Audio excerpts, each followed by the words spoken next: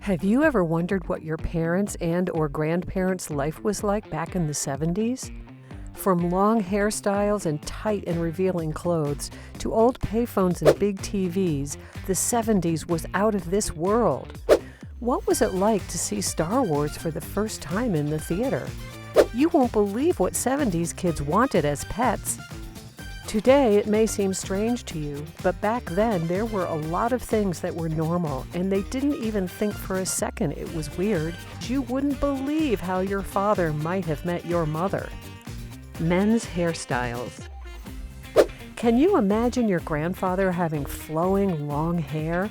He'll tell you he was such a ladies' man, strutting down the street like a peacock. Back then, men wore their hair in all sorts of styles, usually the more outrageous the better.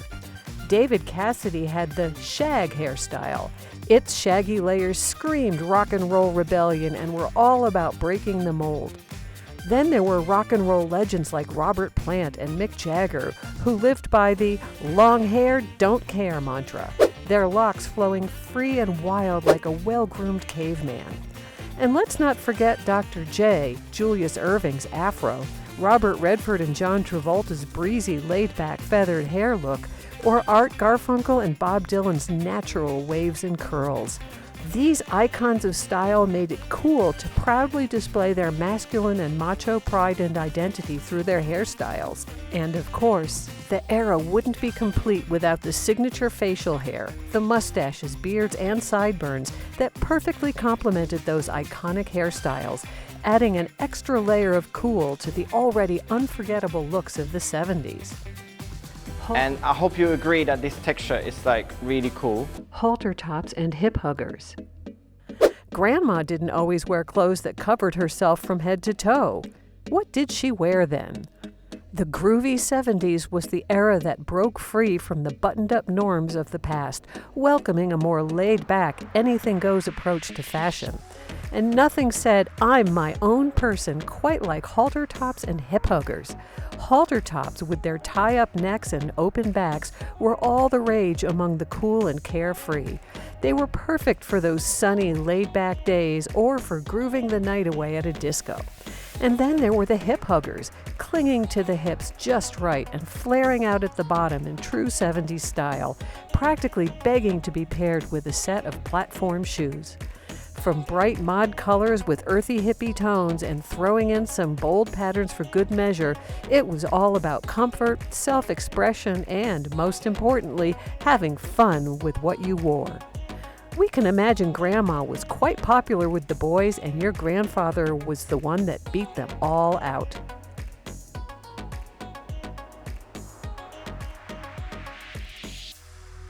Payphones. If you were outside and it's getting dark, there were no such things as smartphones, and you have to make a phone call. Where would you go? Before the era of smartphones and instant messaging, a payphone was the only way to call people outside of the home. They could be found near a variety store or near a bus stop. Today, you'd be lucky to spot one, as they have become relics from another era. You'd find that phone booth, drop in your coins with a satisfying clink, and then stretch the cord as far as it would go while you dialed. A call would cost just 10 cents. Finding loose change was part of the experience. Sometimes you'd be lucky if you found change in the coin return slot. If you didn't have a dime to your name, you could always dial 0 and sweet-talk the operator into placing a collect call for you. We couldn't get too comfortable because we never knew who would be waiting to use it next. It could be a person up to no good that doesn't want their calls to be traced. Don't get us started on how many times it's been used by other people without being cleaned. Yuck! I'm at a payphone trying to go home. All of my change I spend on you. Encyclopedias. When doing homework literally meant rolling up your sleeves. Before the days of just Googling everything, we had to dive into those huge stacks of books called encyclopedias.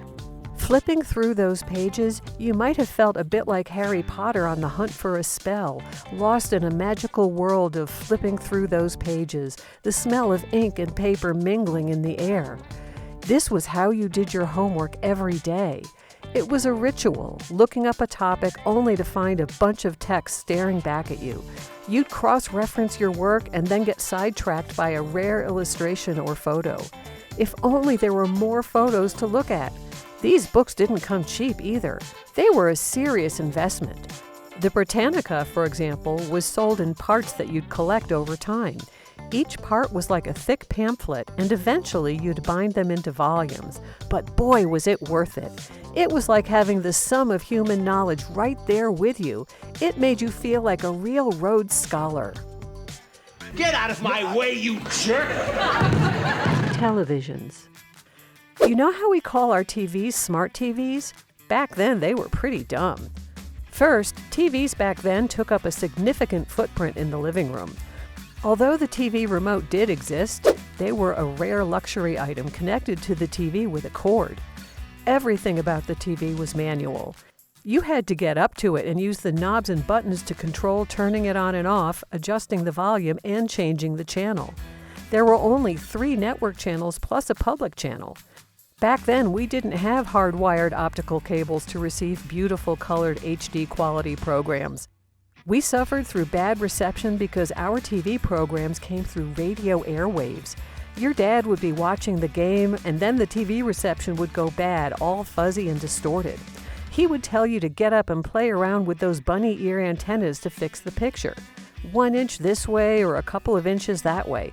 No, reposition it completely. Once you had good reception, and if the antenna couldn't hold without you being there, guess what? You were going to be there for the entire game. And these were often included with TVs. Creepy music lyrics. Have you ever heard a popular 70s song and it made you do a double take at the lyrics? What did the singer just say? The 70s weren't just about disco and rock and roll. They also had the golden era of hauntingly eerie tunes that could make the hairs on the back of your neck stand up. Many songs pushed the envelope that would make us cringe today. These songs weren't hidden on the B-side of an album either. They were hits that played all the time on the radio. Just to name a few, there was Walk This Way by Aerosmith and Sometimes When We Touch by Dan Hill with sexually suggestive lyrics. Then there was Christine 16 by Kiss. They didn't even try to hide it. Their song was explicit. Songs like these weren't just chart toppers, they were conversation starters, making folks wonder, did they really just say that? Just to drive up sales of their record albums. The 70s were loaded with tunes that had taboo, forbidden themes. So, if you ever find yourself cruising through 70s playlists, don't be surprised if some lyrics are so creepy they make you feel like you need a nice hot shower. Sometimes when we touch. Star Wars premiere. If you are a fan of Star Wars, would you travel back to 1977 to see it for the very first time along with everyone? Star Wars was a cultural phenomenon with people waiting in lines around the block to see this must-see movie. It raked in $1.5 million during its opening weekend. Mind you, the average price of a movie ticket back then was $2.25. Imagine being there, popcorn in hand, no idea you're about to witness being at ground zero of a pop culture Big Bang. It was truly epic. Now, fast forward to today.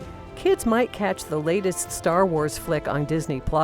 Sure, the convenience of streaming is a great benefit, but the whole experience was completely different back then. People waited in line with friends, the buzz of anticipation, and then that collective gasp as the Star Destroyer fills the big screen with John Williams music. It was a cinematic and acoustic masterpiece. Key parties. People didn't have Tinder back in the day. What did they do?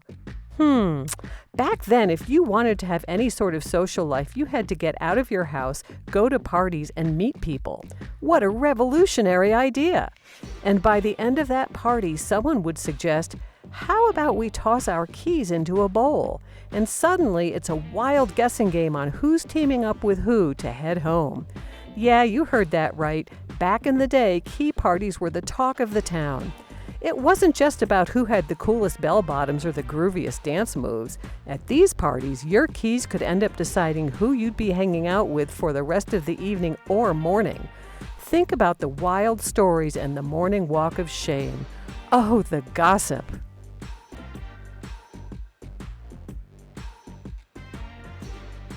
Waterbeds. Ever heard the saying, it ain't all about the size of the boat, it's about the motion in the ocean? Imagine floating off to dreamland on a bed full of water. Yep, that was the waterbed craze in the 70s, where sleeping on a giant water balloon was the coolest thing ever. These wavy beds weren't just about catching Z's. They were like having a mini ocean in your bedroom, making every night a beachy adventure. They were trying to compensate for something, if you ask us. You could imagine honeymoon suites all over the country were buying them up like hotcakes. If your grandparents or parents really wanted one, they got it. Filling them up was a workout, kind of like today's struggle with air mattresses, but way more fun, we suppose. You'd actually hook up a hose from your bathtub and drag it all the way into the bedroom just to fill up your waterbed. Can you imagine springing a leak? Sea monkeys. 70s kids wanted tiny little fairy creatures that lived in aquarium tanks as pets and formed underwater kingdoms. Ah, sea monkeys. Those comic book ads really had people believing we were about to get a mini aquatic circus right in our own bedrooms. For just $1, those ads promised us a family of playful, crown-wearing creatures that seemed straight out of a cartoon. But as many kids from the 70s found out, the reality was a tad less magical. That's because sea monkeys are actually a type of brine shrimp, cleverly marketed to spark our imaginations. Back in the day, Harold von Braunhut came up with the idea and, with a marine biologist's help, created a special formula that let these shrimp survive in suspended animation until added to water. So, while today's kids might get a kick out of digital pets or the latest app, there's something uniquely 70s about the patience and wonder that came with those tiny aquatic critters. It is day 15 of growing sea monkeys, and today is a very special occasion because Jazzy is meeting them. And there you have it. If you like this video, please give the video a like and share it with your family.